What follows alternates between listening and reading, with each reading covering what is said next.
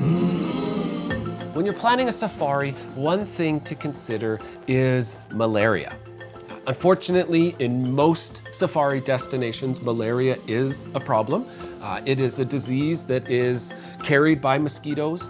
Now, there are things you can do to take precautions against them. The first one is to talk to your doctor before you go. Let them know where you're visiting and they will prescribe a medication. There's a number of different medications that people take.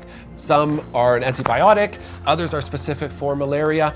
Your doctor can talk to you about which of the options are best for you.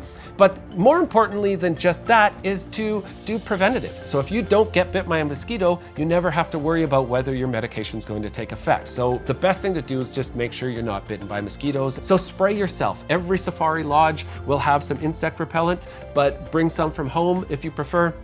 And that way, whenever you're going out, anywhere from as soon as the sun starts to go down through even very early in the morning, make sure you've got sprayed up, that you've got some mosquito repellent on. Second thing, wear long shirts and pants.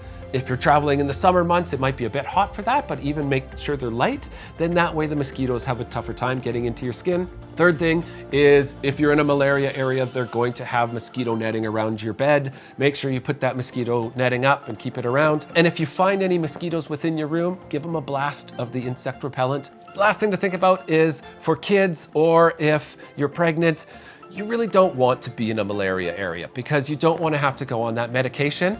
And if that's the case, there are places, particularly in South Africa, that don't have malaria. You can have a great safari experience without having to worry about malaria or taking any of the pills. You're limited to a few different sections, but the safari game experience in those sections are fantastic. And when you return home from your holiday, and if by chance you happen to start feeling some flu-like symptoms, I know in this day and age, the first thing that you're going to think about is COVID.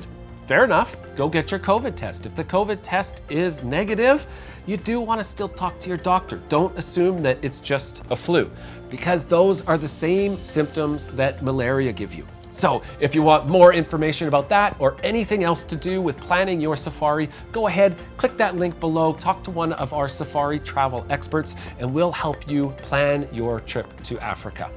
Happy safari planning.